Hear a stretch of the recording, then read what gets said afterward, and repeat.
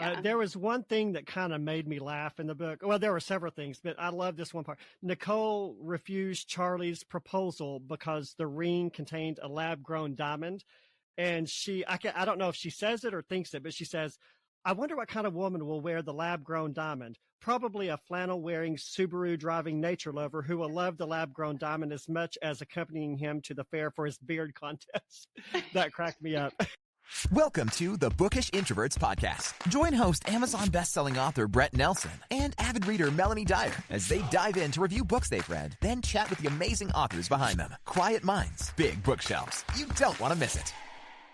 Hey everyone, it's Brett and Melanie. We are back for another book talk today. And today we are discussing Fiancé Finale by author Angela Ruth Strong. And luckily for us, she's actually with us today. Yes. One of my favorite things is talking to my fellow authors. It's just, I enjoy kind of reaching out to them. And so this is a good day for us. We're excited. So welcome in, Angela. Come on in and say hi to everybody.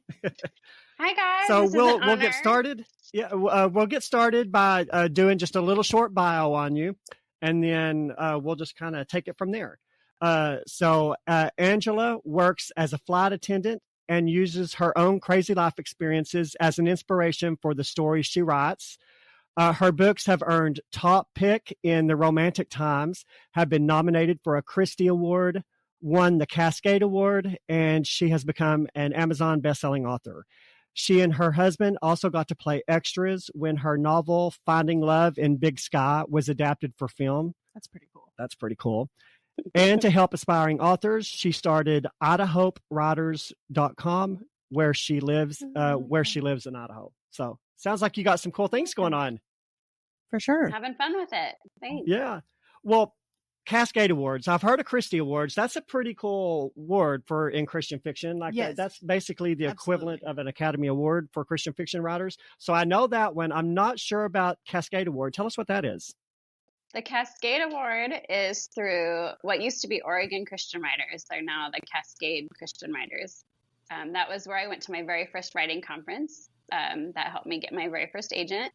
And for a while, they were doing Cascade Awards where they awarded books, kind of like the Christie Awards, but now they are the awards are just for unpublished work. So that's probably why you haven't heard of it. Oh, okay. Cool. Yeah, that sounds cool.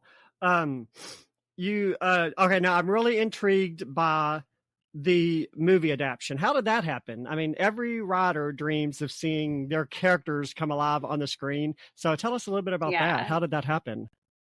Well, according to Donald Moss, who's an agent that has written a bunch of books, in his book, The Emotional Craft of Fiction, he talks about how all authors have different goals, and those who dream of getting movie adaptations, they are the misguided ones.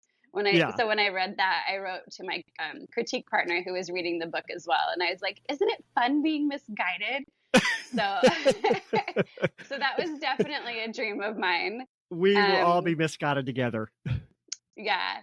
And it was my very first book that got optioned, which was actually Finding Love Love Finds You in Sun Valley. And it was a part of a bunch of books set across the country by all different authors. I was brand new, so I kind of got sucked into that. And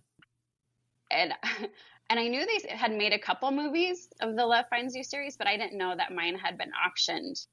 And it wasn't until I saw the third one being made into a movie and I saw the author was like hanging out with this actress at a film festival, I was like, I wonder if mine would ever get made into a movie. And so I Googled and an article popped up saying that the producer had optioned, I think, five or seven of the books. And my book was the first one. Like, I hadn't even clicked on the article and I saw my character's name and I was like, this isn't real. I'm imagining things. And then I read the article and it said my book had been optioned and I didn't even know because my publisher had to have the rights at that time. And oh, wow. Yeah, so I didn't know. And so the publisher doesn't communicate stuff like that to the author? Well, it was an interesting situation because this publisher sold to another publisher who ended up shutting down that publishing company. And so there was a disconnect, and my agent and I had split ways at that time. And so but I did contact her and she didn't even know about it. So it was just like, I was the last to know anything, but I was so Thank excited. goodness for the news, right? Yeah. So Yeah. I just started telling people, my book's going to be made into a movie, though I had no clue what was going on. And I was at a smaller conference with Marilee Farrell, who wrote some of the Love Finds You books as well. And she ended up starting her own publishing company, Mountain Brook Inc. And so I was like, my book's going to be made into a movie. And she did know what was going on. So she's like, Angela, let me tell you how this works. So what had happened is the producer and the director had parted ways. And the director had really liked Marilee's books and contacted Marilee and said, we want to keep making these books into movies, but we need you to get your rights back and re-release it rather than Love Finds You in as Finding Love in. And so that's why she started her own publishing company, just to re-release her books. And then she decided to help out other authors. So I was one of the first. And she's like, okay, Angela, get your rights back. I'll help you get your rights back and we'll re-release it. And you can write some more of these books. And so they decided not to do Sun Valley because it had whitewater rafting, which is a little more dangerous and more expensive for a producer's budget. So my book, Finding Love in Big Sky, was optioned before it even released, which was really cool. But it took 5 years for them actually to start filming. And every year they'd say, we're going to film this year. We're going to film this year. And every year I'd have more, less and less hope. So the fifth year, I was actually in line at Walmart when I got the phone call from my publisher who said, they start filming in Montana tomorrow. And like I said, I'm like the last to know anything. So again, and it's hard to act cool in Walmart when you get that kind of news, isn't it? Right. And the cashiers aren't as excited for you as you'd expect.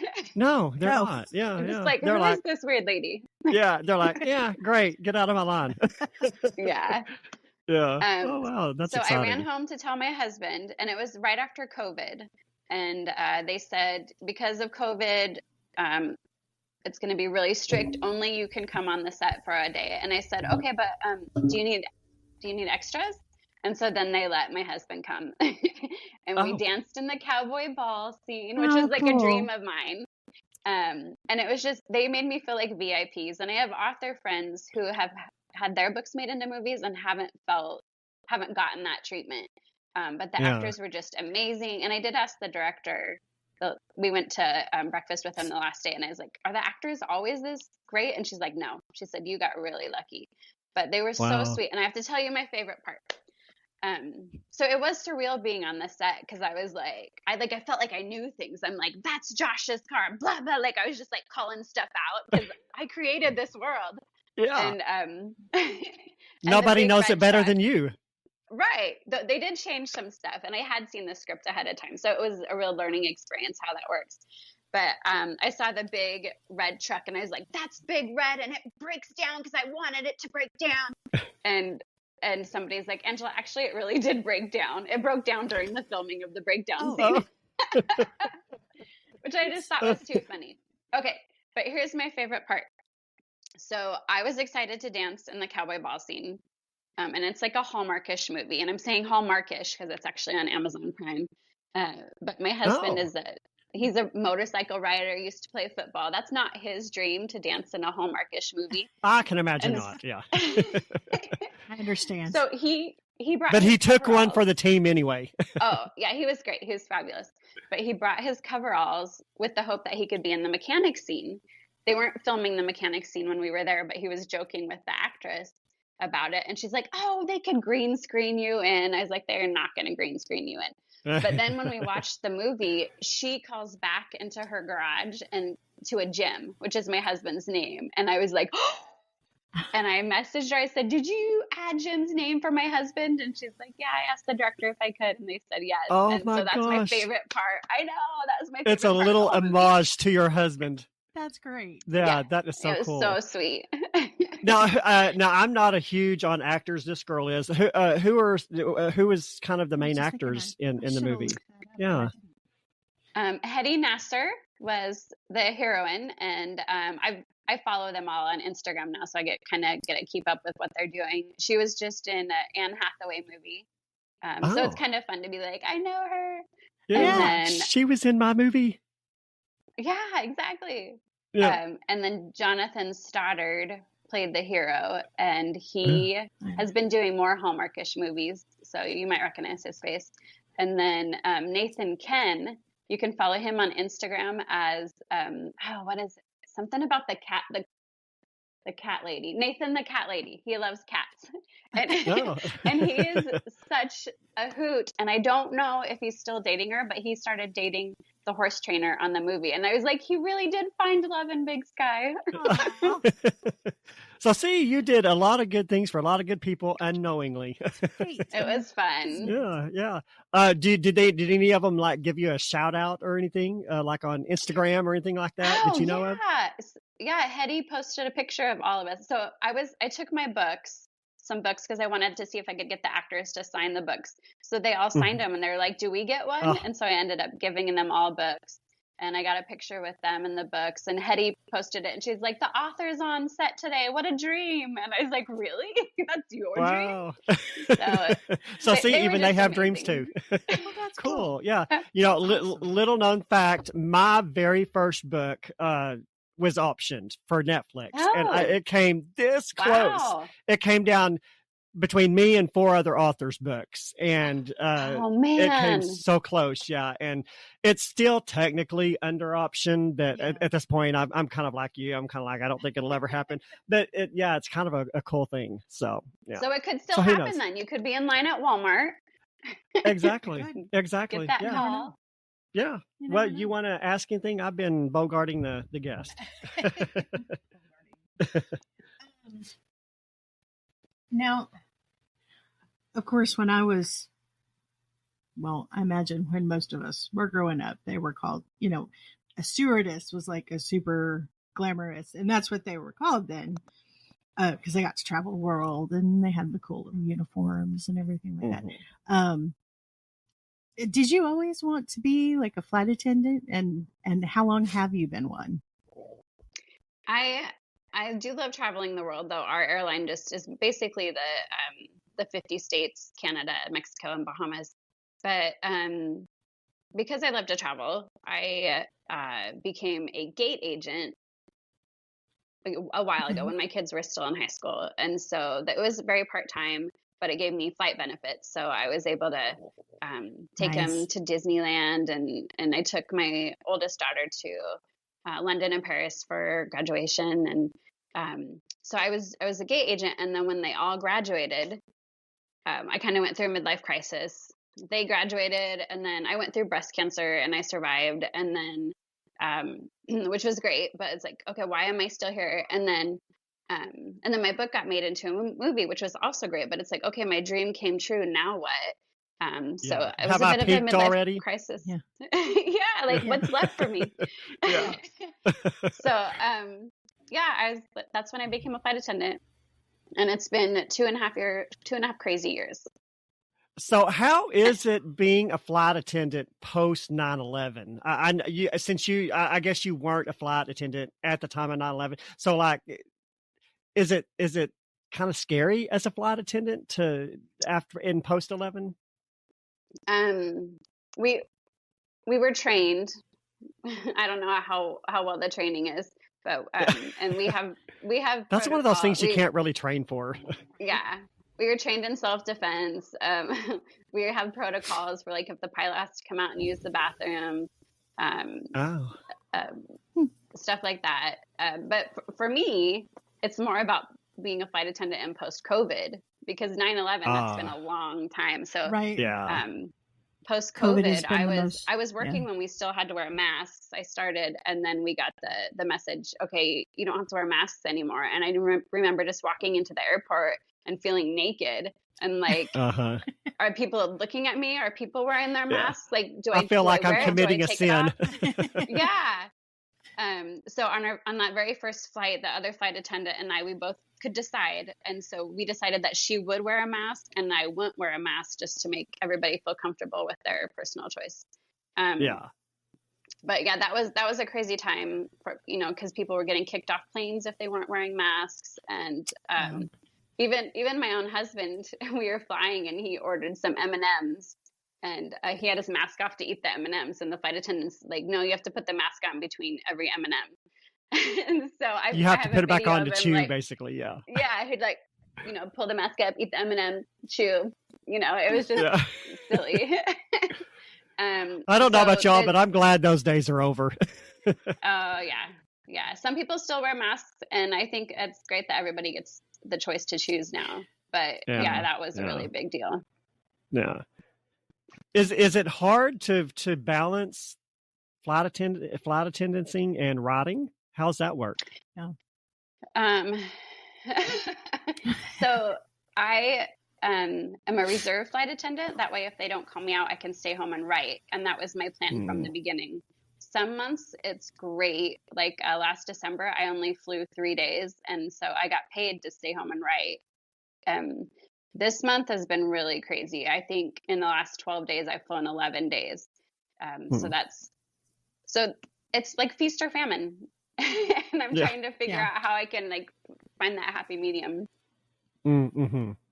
But I do write from the road sometimes. Like I'll have a book deadline and we're in a really cool place and the crew's going out to, you know, like Thomas Jefferson's house or something. And I'm like, I can't go. I have to write my book.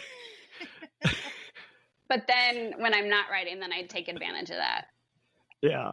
Yeah. Sometimes I feel like as authors, we miss so much, you know, because, and even when you don't, you know, you have that niggling little bit of guilt that I shouldn't be doing this. I should be writing.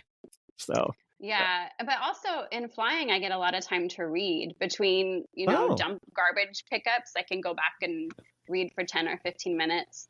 On this last trip, the other flight attendant bought a book at the airport and I was like, hey, I'm going to get that book on my Kindle and then we can have our own little book club together. We called it the Mile High Book Club because that made us laugh. But it was just, it was fun to be able to do that together.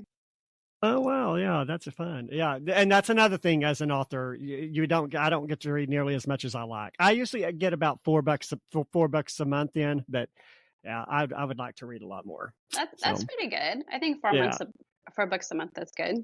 Yeah. I agree. Yeah. I don't get that many in. Well, that's because that's because you're Miss TV person. My problem is video games and TV. The gaming. Yeah. TV on. Yeah. Well, let's branch a little bit into your books. I was surprised to read that you've written 18 books. I didn't realize you had written that many. So we're going to briefly kind of just tell everybody the series of books you've written. We're going to focus on Fiancé Finale, but we'll let you give a little bit of a brief description of each of the books in that series if you want, and then we'll kind of branch into that's going to be the main focus. Since the book, for the people listening, since Fiancé Finale hasn't been published yet, I think it publishes October 20th or something like that. 22nd. Mm-hmm. So we're not going to give any spoilers. Sometimes on the podcast, we have like a little spoiler zone, but since this book hasn't published, we're going to be careful not to give any spoilers because we don't want to spoil that since it's a new book. So you've written 18 books. You've got the Love Unscripted series. Is that the one that Fiancé Finale is in? Love Off Script. Yeah, I probably called it Love Unscripted. Sometimes okay. forget my own titles. Okay. Oh, yeah. And then we've got the caffeinated mysteries. That one looks really interesting. Is that kind of like a cozy mystery type or? Yes. And I wrote that because the publisher I was working with at the time was working with the movie producer who said that certain networks were looking for mysteries set in coffee shops or tea houses. And so those are my favorite books to read. Yeah. And there's a little play on words there it's caffeinated, calf, and then F-U-N in big letters, caffeinated. Yeah. So, and there's 4 books in that one. Are they? Yeah. I think you got a Christmas one in that one. Am I right? Yes. Yeah. Mm-hmm. Yeah. Is there like a Halloween one too? Yep. And then there's Valentine's and 4th of July. Oh, okay. All right. Well, yeah, I definitely want to check that one out. We kind of wanted to do some fun Halloween reads, but I'm kind of Halloween reads are kind of hard to come across in Christian fiction. So, right. Yeah. So, okay. So then you've also got the Resort to Love series. So that's kind of a Christian fiction romance series. And then 3 suspense books, thriller books are my jam. I love that style of book. So I may have to check some of these out too. So you've got 3 suspense books, one of which was published in the Love Inspired. So that's pretty cool. That's a pretty big line. And then, of course, your Love Unscripted. So why don't you give the listeners, in case any of them haven't read your books, give us just a little brief synopsis of each of the books in this series, and then we'll launch into Fiancé Finale.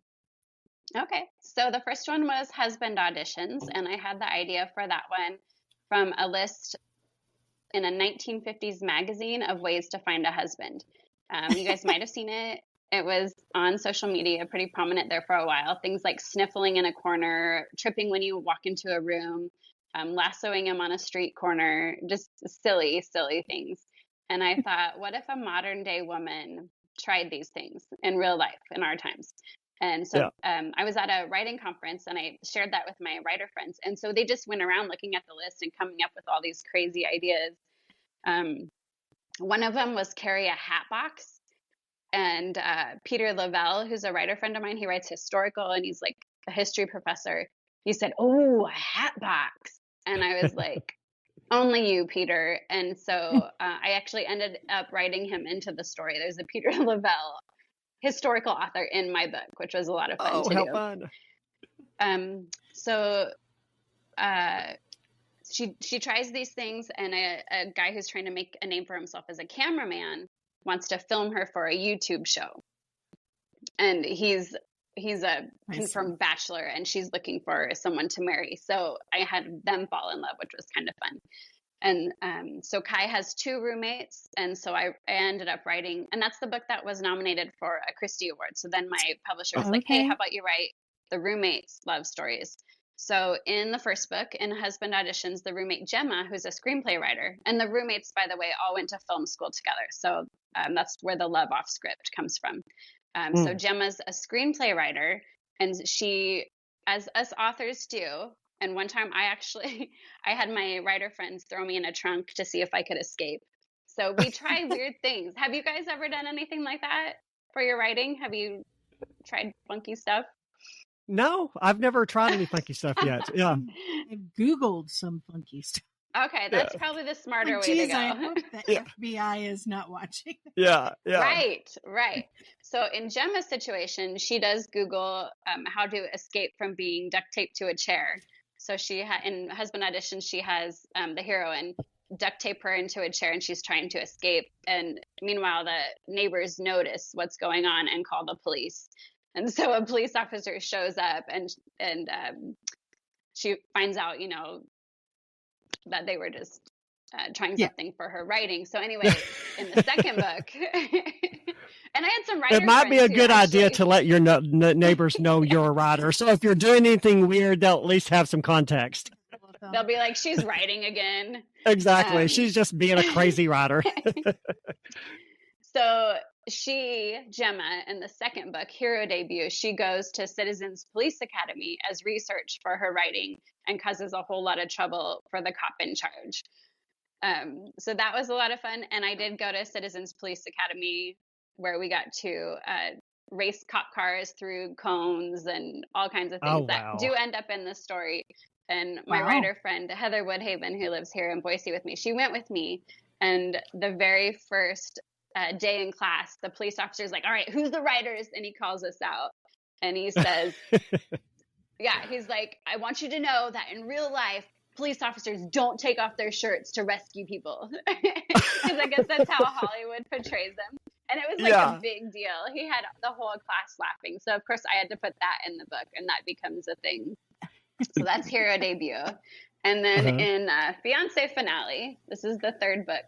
I was telling my neighbor about it yesterday. She thought I said Beyonce Finale. And she's like, is that about Beyonce? So now I think that every time I say the title, I'm like, my book about Beyonce. So this is Charlie, and he is the third roommate, and he's a documentary writer, and he or documentary director. And so he has the opportunity to film something that he's been wanting to film, and it just happens to be the same weekend as his wedding. And he just assumes that his fiance will go with him to film this, whereas she assumes he's going to stay for the wedding and marry her, and he doesn't. He goes and films. And I'm so just saying, her assumption is the correct one. I cannot imagine any guy thinking, "Oh, I'm going to scoot out the week of my wedding." That just bad move, guys. He's got a lot to learn. So he's got a lot to learn. Yeah, this is all backstory, and then she moves on with her life. She gets engaged to somebody else, and the night before her wedding to the other guy, he prays, "God, if you want me to marry her, don't let her marry this other person." Just randomly prays it, forgets about it until he finds out that she actually does break off that engagement. So she's still single. And then he thinks, "Oh, great, I have to marry her now. God, it's God's will for me to marry her." And so that's where this book starts, him like hiring her PR firm to promote his documentary that he left her for. Yeah. Awkward. Yeah. Well, and you know, she actually got fired from a job because she was apparently doing a marketing scheme for like a pro golfer. Was he a pro golfer? Well, apparently he sent an inappropriate text to somebody and got canceled in today's verbiage. And so anyway, so she was released from that contract. Yeah. I was like, boy, that's a brutal business to get fired because of somebody else's indiscretion. And it wasn't that she was fired. She wasn't fired from her job, but she lost that client because they didn't know. Yeah. And so she's kind of forced to work with Charlie at that point. Yeah. Yeah. And that scene with, so the thing that she was working on, I imagined it as like a Chick-fil-A with a Tim Tebow type thing. And I didn't say their names. I just said a prominent. And so my publisher was like, "That's too close to Chick-fil-A and Tim Tebow. You need to change it." And so we ended up coming up with a pro golfer advertising slices, because that's a golf thing. Slices of pizza. That's cute. Yeah. It is. It's a great idea. She had a great idea to pair them up. Yeah. Charlie, I have to say, and if I'd had a chance to read the first two, which it was all I could do to get the third one read in time because everything's just so crazy, but not a reflection on the book, just my schedule's crazy. I would have been better prepared for Charlie. It took me, I think, I was a couple chapters in. I was like, this guy has no social cues. No social intelligence at all. Very true. And when I realized that, I was like, oh, okay. So I need to look at this like this is Sheldon from Big Bang Theory. Yes. This, now I've got it. Now I understand. Because I was like, why was she engaged to this guy? Yeah. But having the backstory, I would have interacted with him more. And no, but it didn't take me long to realize that it's kind of, I don't want to say autism because you don't want to just spout those words out. No, I had a couple readers just ask no me if he social was awkwardness. right, and a couple Maybe readers on the did spectrum. ask me if he was on the spectrum. Exactly. Well, and apparently he's a brilliant. Yeah. Sorry. That's okay. Well, I was just going to say I didn't plan for him to be on the spectrum, but he is patterned off somebody who could very well be undiagnosed. I just thought he was such an interesting character. Yeah. And they say people who are on the spectrum, they have they tend to excel at certain things. And apparently he's brilliant with his documentaries. Mm-hmm. So that kind of fits. But once I realized that, I was like, oh, he's kind of an interesting character. I don't know how to take him, but his perspective is intriguing. Because he was just like, I just don't understand. I don't want to write the alpha males that are so prevalent in romance. I want to really dig into interesting characters and have them fall in love.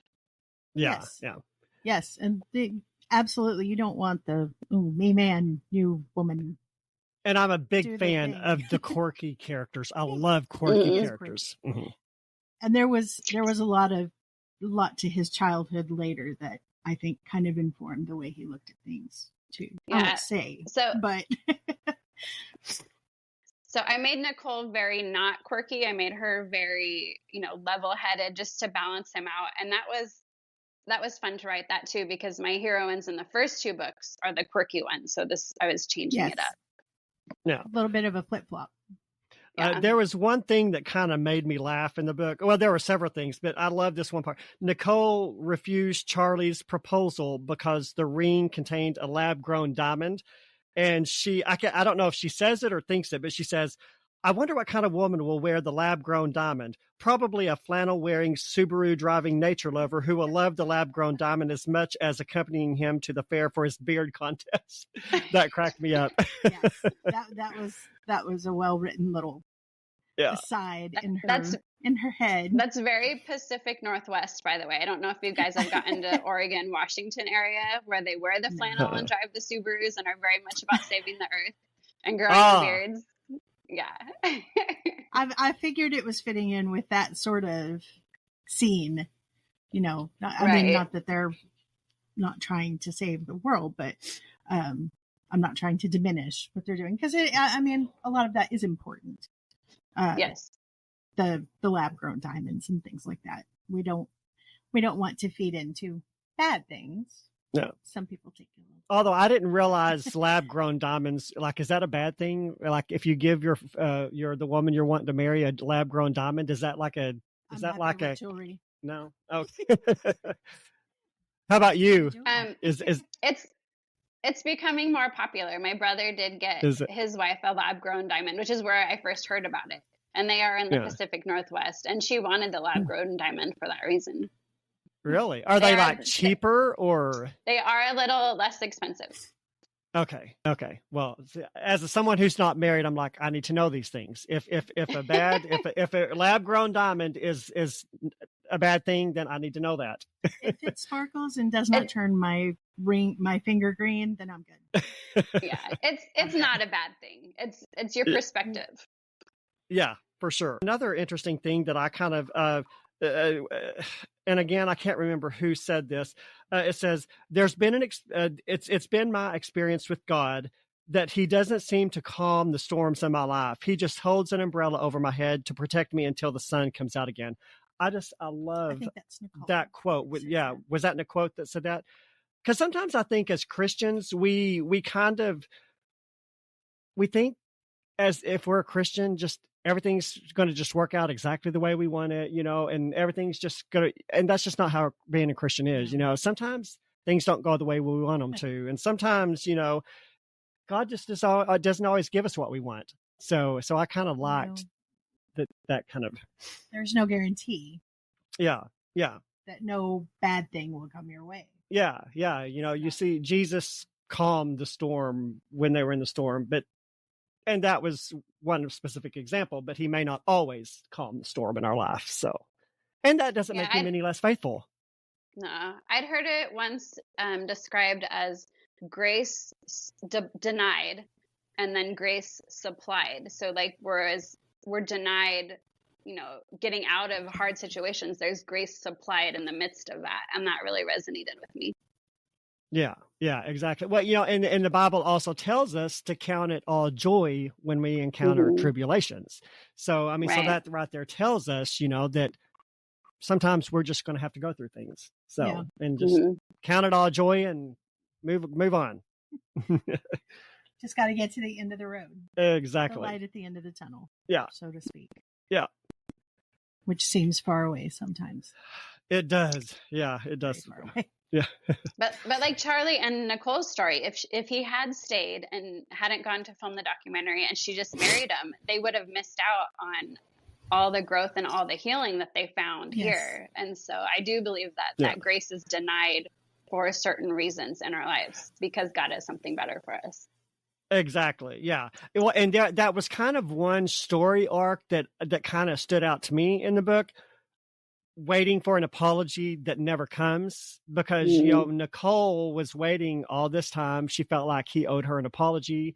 And I mean, that is something we can all identify with. I mean, have we not all been waiting for that apology from XO person and you never get it? And so that was kind of a small, story arc in there. Of course, when you're the one stuck waiting on that apology, that's not a small thing. Seems like it takes forever. Yeah. So there were some good little morsels in the book. There really were. Yeah. Oh, good. And I have to say, just as an aside, I loved, I can't think of her name right now, and I don't remember if it's in the notes, but the jeweler that they worked with, I really loved her. Oh, yeah. No, I can't remember her name. What was her name?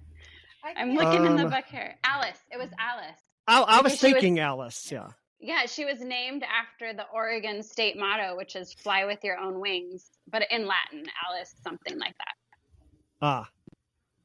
And she had, well, I first of all, I was like, I like this lady because apparently she likes turquoise. Oh, yeah. And I love turquoise. I'm from New Mexico, so it's kind of a... That makes sense. Yeah, kind of a huge thing down there. So it's like, oh, turquoise. I'm on board. I like this lady. If she likes turquoise already. Top 5 Very character cool. right there. But I really enjoyed her scenes. They were. Oh, good. Yeah. And I thought they were beautifully written as well. Yeah. Oh, good. Thank you. Gave her, she doesn't have a whole lot of time in the book, but it gave us insight into her character. Yeah. So Yeah. I wove really it in enjoyed there. her. Yeah, good. And I also liked the little interaction somewhere toward the end of the book when Nicole encounters Dante, and she kind of, you would kind of, your initial reaction for something like that is like, you totally destroyed my campaign, with your stupidity, blah, blah, blah. But they had kind of a nice little moment, where she kind of encourages him and says, go back to your wife, make, and I really liked that. I wasn't expecting him to show back up. Well, in all honesty, I thought, because, I really kind of thought Dante was going to be like the love interest. I kind of thought it was going to be one of those love hate. Yeah, I thought, that she was going to hate him, blah, blah, blah. And then at some point, they're going to encounter each other and kind of slowly fall in love, because that's how a lot of stories like this go. So that was actually kind of what I expected. He was looking for a hate to love story. So for those who are watching this and don't know who Dante is, he is the Christian pro golfer who sent the inappropriate text and got kicked off the campaign in the beginning.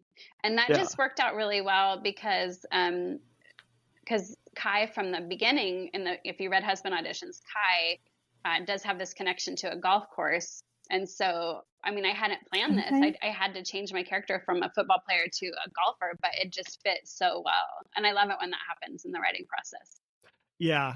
That is an amazing feeling when you're writing and things just tie together like that. You're like, oh, yeah, that's amazing. Frivolous question: is sunflower seed pizza a thing? Like, is that a real thing? It is. So I actually went to elementary school in Kansas, and then my family moved to Oregon, and I hadn't been back to Kansas for 30 years. And I met a writer friend who lived there, and she's like, fly out, I'll show you around. So I flew out, and we did go to Wichita, and we did see sunflower seed pizza. And we did walk out to, there's that statue of the giant Indian that's in there, the keeper of the plains. And so we did walk out to that. So it was really cool being able to tie my childhood with Nicole's childhood and then my college years with Charlie's college years. Oh. Yeah, you're going to have to try it. Cool. I tried it. It was good. You have to. Sunflower seeds on the pizza. Well, now, on the podcast, we did Lion Witch in the Wardrobe, and I bought That's a Turkish delight. I bought Turkish Delight from a candy store in Turkey. It was obscenely expensive, but yeah. So yeah, and so like on the podcast, like if there's something in the book like that kind of sticks out. So in the back of my mind, just briefly, I thought I'm gonna make sunflower seed pizza. I'm gonna find a recipe online, But then I was like, Brett, get over it. That's Cooking. probably going to be a lot of work. Yeah. That's why I didn't do it. So then I thought, okay, I'm going to go buy the ingredients and take it to the local pizza place and see if they'll make it for us. And well, that didn't happen either. So. Okay. So I want to know about the Turkish delight. Was it delicious? There were a couple that, I mean, they were fine.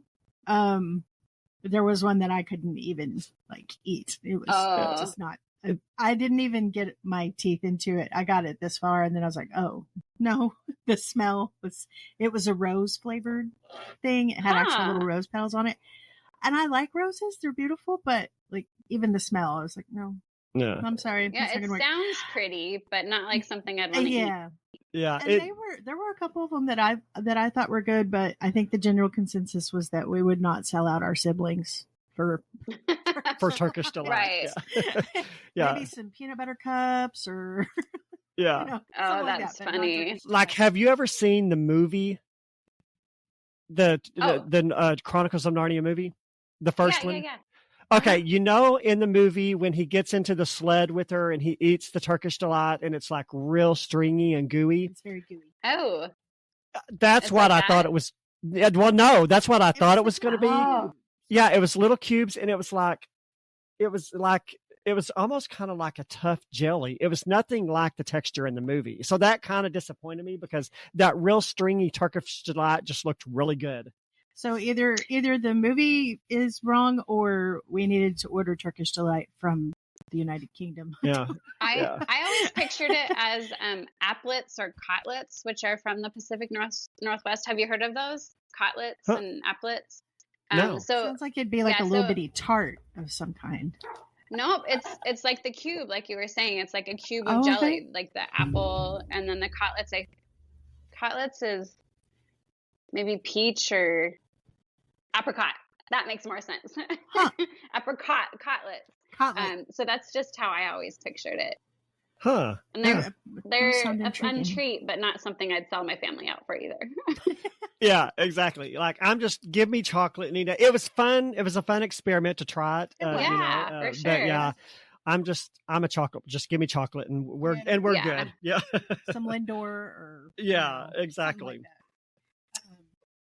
So that's kind of like getting thrown in the trunk of a car, eating Turkish delight. Exactly, yeah. And then when we had Angela Hunt on, in her books, her historical fiction books, the Emissary series, they talk a lot about honey water. Yes. So I did make us some honey water. We wound up not drinking it during the podcast because we had so much to talk about. We never got to it. But yeah, it tasted like honey water. So I wasn't too impressed with it. That's probably good for your throat. That might be good for podcasting. I'm sure it would help with phlegm or whatever. Honey and lemon and some hot water. Yeah, and as a singer, I've done thin down lemon and honey. You warm it up to where it's thin and drink it. Yeah, so yeah. Soothe your vocal cords. Yeah. So, but as soon as I read that sunflower seed pizza, I was like, okay, we might need to make that for the podcast. But I wasn't that. I've had cauliflower. Or if you ever go to Kansas, look for it in Kansas. What was that, Melanie? I didn't hear you. I've had the cauliflower crust, but I've never had a sunflower. Mm. So actually, what I had, it wasn't sunflower crust. It was sunflowers sprinkled on top. Sunflower seeds. Okay. So is it just like regular pizza crust, just with sunflower seeds sprinkled on it? That's kind of what it was. Okay, see, I wasn't sure if it was that or if it was sometimes how they'll grind up nuts or something and put that in it to make up for not having flour. I didn't know if it was something like that too. Right, and that's what Gemma thought too because she can't have wheat. Yeah. Gotcha. Gemma, interestingly enough, it struck me during the passage when Charlie's talking about they're in church and he's talking about worship and how Gemma had mentioned to him the way she looked at worship, saying it's a way, she uses it as a way to come up with ideas for writing. She calls it creating with the creator. Mm-hmm. And that was, it kind of made me, I just had to stop and think about it for a little bit because I have trouble concentrating. Mm-hmm. My mind wanders and I'm like, oh, no. I need to be focused. I need to be focused on the praise, and I need to be focused on the prayer, and my mind tends to wander too much. And I always get onto myself. So I found it interesting that she looks at that way, because it's not something I'd ever considered. I just considered, wow, you really need to work on this. You're a horrible person because you can't concentrate on anything. I totally relate to that. Yeah, so I'm like that too, Melanie. But it was my friend Betsy St. Amant. I don't know if you've read any of her books, but I remember her saying that one day. Yeah, and she mentioned like how God downloads these ideas to her when she's worshiping in church, and then I was like, oh, that's okay. Like, that'd be amazing.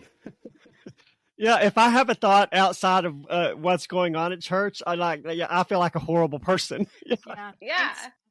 It's harder for me to concentrate with prayer than it is during, praise and worship, but it still wanders during praise and worship too. And I'm just like, I need to concentrate.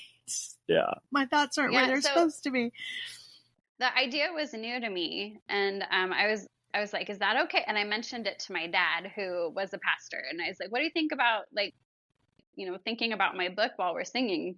And he was like, oh yeah, like he loved the idea of creating with the creator. So I did run it past, for theology check before I shared that in the book. Yeah. Yeah, that's fun. Well, and I don't know about you, but as an author, you just can't get away from your books. You try, because sometimes you immerse yourself so much into that world. Sometimes you would just love to get out of it for a while, but you just can't. Do you find it hard to take yourself out of that world? Oh yeah. I know you everywhere. Yeah. And especially when I have a deadline and I'm writing constantly. I mean, there'll be times where my husband and I are sitting at dinner and he says, what are you thinking about? And we're eating wings, like hot wings. And I'm like, I was wondering if my characters would eat hot wings. And he's so sweet. He's like, yeah, that's important. Like he rolls with it. The life of being married to an author. Yeah. So how do you, is there a certain time when you get most of your ideas? We sort of touched on this on the last podcast. For some reason, I tend to I wake up in the middle of the night and it's like, boing, there's, and I'm like, I used to keep a pad and pen by the bed. Of course, now with cell phones, you can just turn on your voice notes and be like, and kind of get it out of your head. But is there any particular time when ideas come to you more than other times, or is it just kind of a free for all? A lot of the stories that happen in books are things that I've experienced or heard and just filed away without knowing that I'm filing them away. And then as I'm writing the book, they just seem to fit really well. Like the scene with Nicole and Charlie dancing salsa, and Charlie can't dance for one, and he's literal for two. So when she tells him, to dance the merengue, you just march. And in her mind, you roll your hips and you kind of go to the beat. In his mind, you salute and then march like an army man. Yeah. That really happened. I experienced that, and really? I was like, that's too good not to go in a book. Yes. And my kids know this about me. So if they tell me a story, they'll be like, Mom, that's my story. You can't use that in the book. And my oldest daughter, she went and visited Grand Canyon University in the cadaver lab, and a girl, because she wanted to go into medicine, and a girl on the tour fainted and face planted in a human heart. And I was like, oh my gosh. And she's like, no, Mom, nope, this is my story. You can't use it.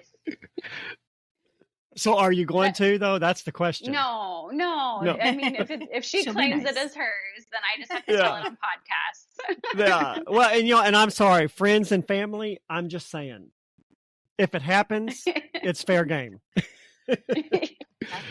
Life is just so entertaining and unexpected, and there's just some stuff I couldn't make up. I have to get the ideas from real life. Yeah. In my first book, A Christmas to Live For, the character's mom, I made her sort of just a real quirky, not really airheaded, but she was just a very quirky personality. And after Mom read it, she was like, I'm not like that, am I? I said, no, Mom, that was not modeled after you. She was like, oh, good. She said, I was hoping that's not what people think of me. I was like, no. Oh, that's funny. Yeah. Yeah, I've had experiences like that too. Yeah. That's funny because, that my favorite author, in her books all the time, there's always he's a writer. You got to watch yourself around him or you're going to wind up in one of his books. Well, and it's true. Be careful around so-and-so. Ellen Montgomery. She wrote the Anne of Green Gables books and all the others. So, but yeah, in several of her books, there's someone in there. It's a writer. Watch what you do around them. They'll put you in one of their books. We have keen powers of observation.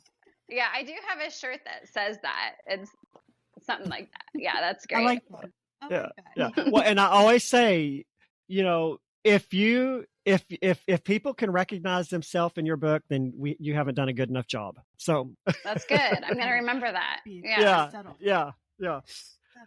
Now, one thing I think one of my favorite parts about the book was the end with when we kind of learned the backstory about Nicole and her dad. That was my favorite part of the book. And we're not going to say much about that because that's sort of, I loved that part of the book.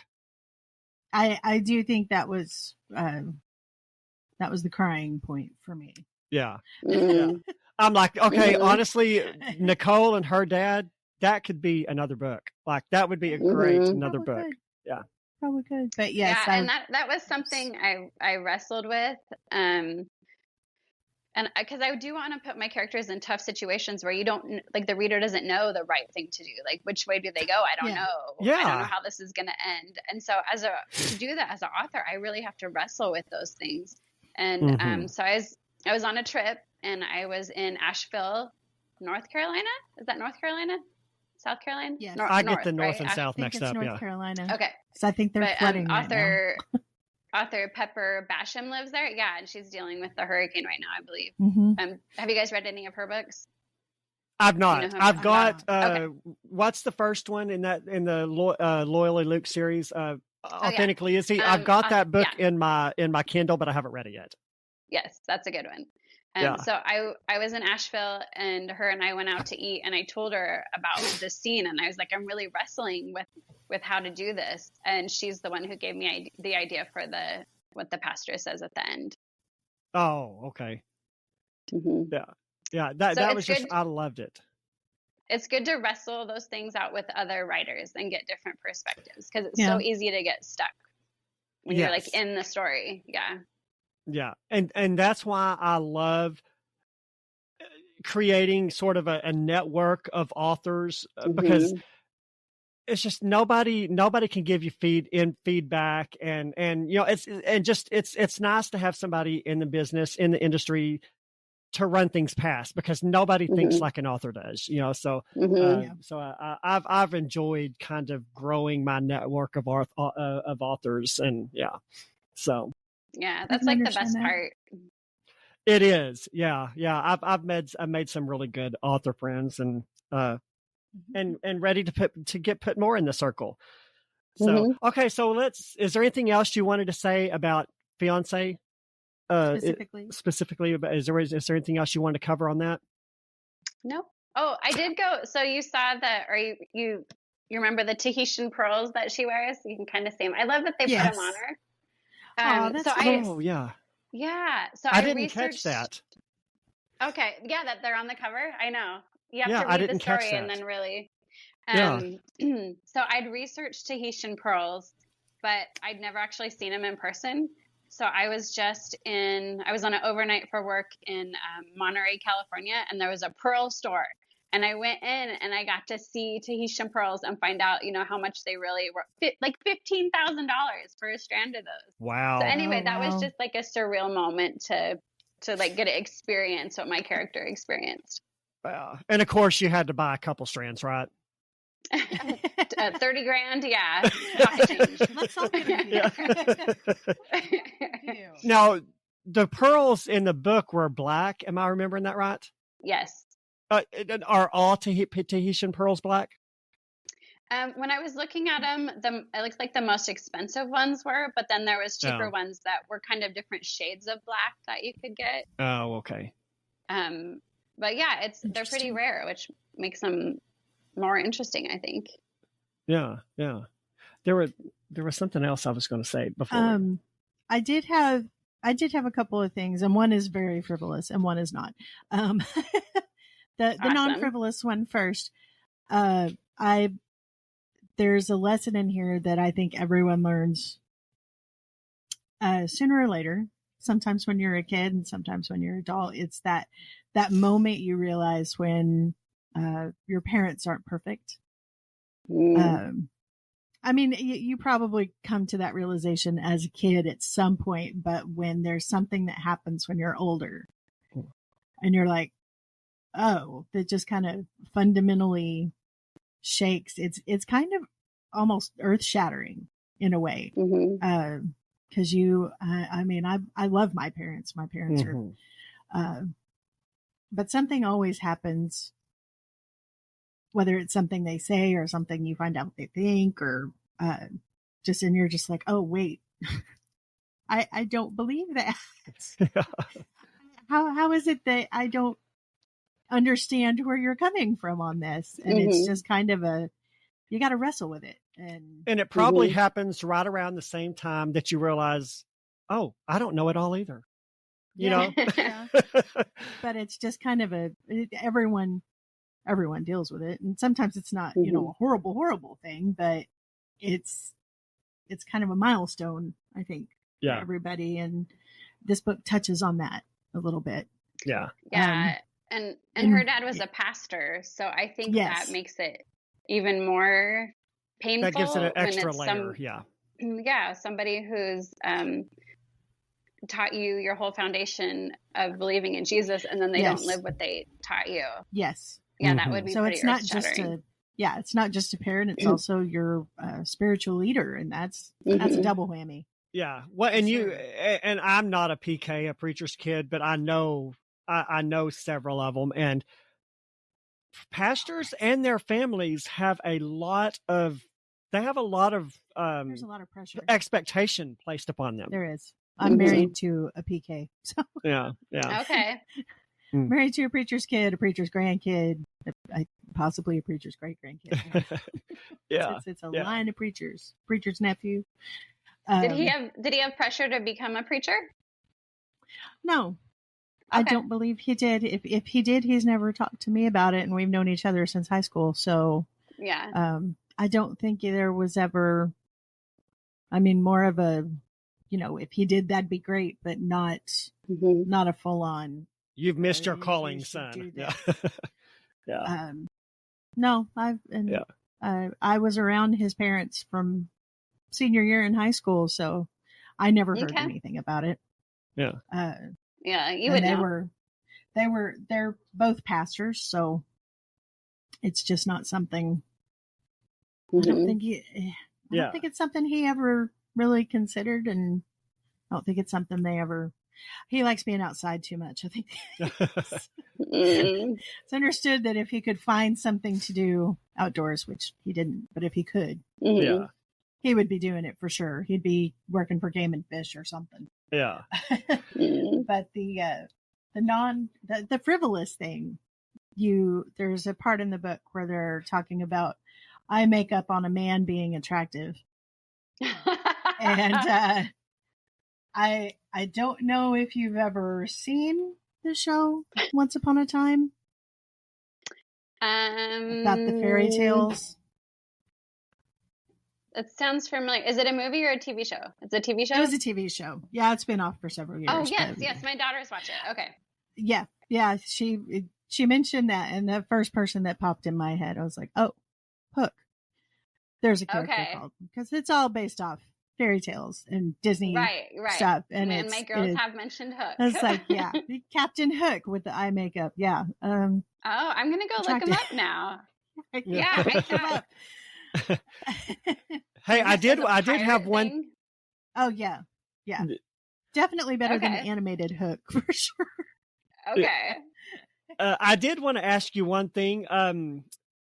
on one of your recent social media posts, you mentioned something, and I can't even remember what it was. Something about something exciting happened in the airport. What was that about? Do you remember? Oh, where I'm I intrigued. signed a contract for my next book? Yeah. Tell us about that. So my next series will be flight attendants. It's a duology. There'll be 2 books about flight attendants in a crash pad in Seattle. And if you don't know what a crash pad is, it's where if you are based in a place that you don't live, you rent like a 2-bedroom with 9 other people. Oh, wow. And that's where you crash when you fly into town to work. So I lived that way for 2 months. I was in a 2-bedroom apartment with 9 other women. And there's a lot of drama and capability there. There's stories you can't make up. So I'm really excited to get to write about it. Oh, that sounds fun. They're based in Seattle like me. So I did sign at the Seattle airport just because I felt like it was fitting. And so that'll probably be coming out not till the beginning of 2026, I think. But in the meantime, for that year, on my newsletter, I'm going to be doing giveaways every month called Flight Attendant Finds, where I give away things that I found on my journey. So the first one that I gave away, and I gave this away before I signed the contract or made the announcement because I couldn't wait to give it away. But it was a book bag from I ended up going to Thomas Jefferson's house. I mentioned that earlier, but one of his quote is, "I cannot live without books." And so it's a book bag with his quote on it. Oh, but fun. so for this, so for this month, because I just signed the contract, I am doing giveaways from Seattle. So if people want to join my newsletter, you can do that at my website, which is angelaruthstrong.com. Okay. Yeah, good deal. Yeah. There won't be $15,000 strands of Tahitian pearls, but hopefully I can find some other fun things. Let's keep our expectations in check. Yeah. So, I really enjoyed this book, and I'm not a romance. Romance is not typically my go-to. It's not my go-to genre. But there really needs to be more books like this because I just don't like all the smoochy, kissy. I just don't like all that. And I love this book because there was none of that. It was just, there was, there needs to be more rom-coms rather than romance. So good job. Oh, good. I'm glad you enjoyed that. Yeah, I really enjoyed it. Romance should be fun. Yeah, it should be fun. Exactly. It doesn't have to be all dramatic and because anyway. It's nice to have. Yeah, every once in a while you get in the mood for an angsty. Yeah. Oh, will they ever find their way to each other? Type thing. Yeah. So I think it's nice to be light and fun too. There's a reason rom-coms are successful in Hollywood. Yeah. Now they haven't been making very many good ones lately. No, it feels like I don't think they've made a good one since the 90s. Can you not drop the F-bomb in my romantic comedy, please? Yeah. Every 5 minutes. Yeah. But you got your classics, your Sleepless in Seattle, and it can be fun. Doesn't always have to be vulgar or dramatic or full of heartbreak. And I will say, I the first one of your books I read was Fiancé Finale. And so I would recommend that people go back and probably start with the first book. But I really didn't have any trouble following it. I was able to keep up with who is who. So, but I'll probably go back and. I figured the supporting characters. Like, well, this is the third book, so I'm thinking the supporting characters in this probably played a leading part in the first 2. Yeah, exactly. I brought them all together in the epilogue. Yeah. So, I really enjoyed it. Yeah, it was. I really enjoyed it too. I saw your review, so thank you for. Oh doing that. You're welcome. Yeah, absolutely.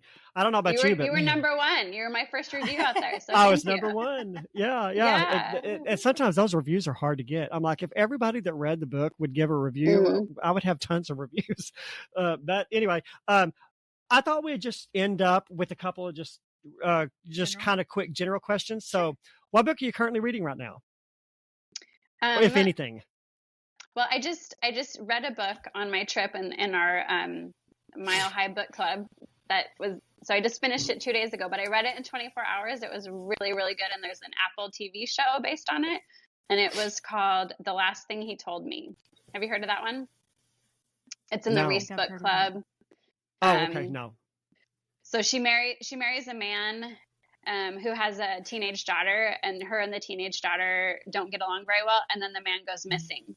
And so her and the teenage daughter have to like join forces to find out where he went. So I really enjoyed that. I do Interesting. read a lot of rom-com, but I like to read some thrillers and suspense, kind of to cleanse my palate a little bit. Yeah. That's my jam. Thriller, suspense, mystery. Okay, like, you would like this one. Yeah. It is in a female point of view, so I don't know if you'd connect as well, but it is really good. Yeah. Yeah. Well, and I find in Christian fiction, there are very few books that really focus on men. It's like pretty much all Christian fiction is from the female perspective. So so I've kind of gotten used to that, so it doesn't bother me. Well, okay, so then I recommend Peter Lavelle, who is the historical author that makes his debut in fiction in Husband Auditions. He writes westerns. Oh, okay. So you might enjoy that. Oh, does he? Oh, okay. Really? Yeah. Okay. Yeah. I love Yeah, he Westerns. won Jerry B. Jenkins' Operation First Novel a while ago. Oh, fun. Oh. Yeah. And I always am looking for male authors because, again, I write Christian fiction, and I feel like I'm a very rare breed in Christian fiction because it's mostly female authors. Right. So always looking for a female for a male author to read and to include on the podcast, because I feel like male authors, we're such unicorns in Christian fiction that I want to support them. So Okay, so yeah. check out one of his books, and maybe you'll want to interview him. I will. Well, yeah, well, definitely. Yeah, Did you write that down? I Okay, did. yeah. Do you have a favorite genre to read? I mean, you said you like thrillers. Do you have just like a favorite, or do you just like to mix it up? Rom-com would be my favorite. When I first started writing, it was back in the earlier 2000s, and it was called chick lit at that time. And what I really liked about chick lit is I like the first person point of view. I prefer that. And then I liked that it wasn't only about the guy. It was about more than just the guy. Like I remember reading a book by Hope Lyda where the guy doesn't show up till halfway through the book, and you can't do that in a traditional romance. Yeah. No. So I felt like it went a little bit deeper, but then chick lit was overdone and kind of became a thing of the past. So I feel like this reemergence of rom-com is the chance to do that. Yeah. To have fun while going deep. Yeah. Yeah. And I don't see why you can't do that. Yeah. Because you can have a story with a guy in it and still have it be about love, but it doesn't have to focus on just the relationship with the guy. Yeah. It can be about I like to growth think of and Christian fiction self-discovery. isn't about a guy falling in love with a girl. It's more about a girl finding out how loved she already is by God. Yeah. I like God that is love. perspective. Yeah. Yeah. Absolutely. I like that. So as an author, what's one of the most surprising things that you've learned about being an author that you didn't know before you were one? I just heard somebody say this the other day, and I was like, oh, that's so true. We have to keep secrets. It's so hard for me to keep secrets. Okay, I'm going to tell you guys a secret right now. My daughter, I can say this because this won't air until after today, but my daughter's getting proposed to today. Woo! Oh. And she came over last night, and I was like, I can't talk. I know. I was like trying so hard not to say anything, but I'm really bad at secrets. And when you know that you have a contract coming for a book and you can't say anything, or like I have some books with movie producers looking at them, and I can't tell you. It's really like even just keeping the spoilers to myself is so hard. You have to be able to keep secrets. Yeah, you do. It's hard. You're correct. Yeah, very much. Okay, rapid publishing. The trend of rapid publishing. What do you think about that? I've got an author friend. I am not exaggerating. She publishes like 5 or 6 books a year. I don't know how in the world she does it. What do you think about that? I have some friends who do it very well, and it works very well for them. One of them, her husband was able to quit his job just to support her career, and I think that's amazing. I don't think I could do that. I think you have to be really good at the business side of things. which I like. Talking about business makes me want to punch things. I'm not good at that.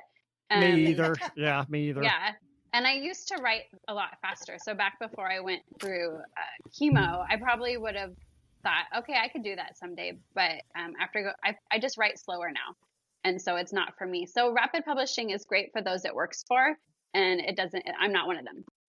Yeah, me either. I sometimes I'm sweating it just to get one a year out. One a year is about, although in 2025, my goal is to get 2 out. I've got one that I'm going to publish, and then I would like to publish the first book of a new series. I'm not a series person. I get so bored with series books. I love series. But I'm working on a series. I've got the first book completely written, and the second book in the series I've already completed. I finished it last week, and so I've got the first 2 in the series, and I know there's at least going to be a third. So my goal is to my 2025 one will be out in the spring, and then my goal is to have the first book of the series maybe in the fall or end of 2025. I don't know if I'll be able to do it or not, but that's my goal. Have I read the first book? I love that you guys have different perspectives on series. Like that just shows that there's room for everyone. Exactly. I like to think of standalones as more like a movie, and then series more like a TV show. And I think if you prefer the series, that does make it easier to write faster. And so then rapid publishing might be a better option for you. Yeah. I prefer movies to TV shows. Yeah, me too. Yeah, and I just even if I absolutely love a book and it's got, there are very rarely do I ever finish a series. And if I do finish a series, like if I do read the entire series, like I may read book 1, wait 3 or 4 months and read book 2. Like I get so bored with them. So yeah. Is that the one I read? And I definitely get bored writing them. Is that the one I better read earlier? That I proofread? No, you mean the series? Yeah. Well, War Songs, that's a series. That's a duology. There may be a third one at some point. That's a spiritual warfare series of books. No, you haven't read the series yet. Oh, okay. I haven't even started the editing process yet. So, yeah. Okay. So tell listeners who would like to follow you on social media, where can they find you? AngelaRuthStrong.com. Through my website, you can find the links to my Facebook and my Instagram and my other social medias. So, okay. All right. And my newsletter. I'd love for you to come sign up for my newsletter. Reminder of where we are. So we're on Facebook and on Instagram as Bookish Introverts Podcast. You can email us at bookishintrovertspodcast@gmail.com. So that's where you can find us. Yes, and we're not sure which book will be the next one. I think there's a couple under debate. So, but you'll know when we release that podcast. Yeah. And we just want to thank Angela for taking time to be with us today. It was a pleasure. This has been a lot of fun. Yes. Well, thank you so much. Thank you for being my first review. Thank you for adjusting your schedule when I got called out to work. So it's been an honor to be here with you today. And I wish you guys the best with your podcast and your books. Yes, you too. We'll be following you to see what's going along with you. So all right, sounds good. We will be seeing you guys later, and thank you for watching.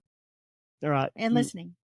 Thanks for joining us on the Bookish Introverts Podcast, where together we explore the worlds within the pages. Until next time, stay bookish.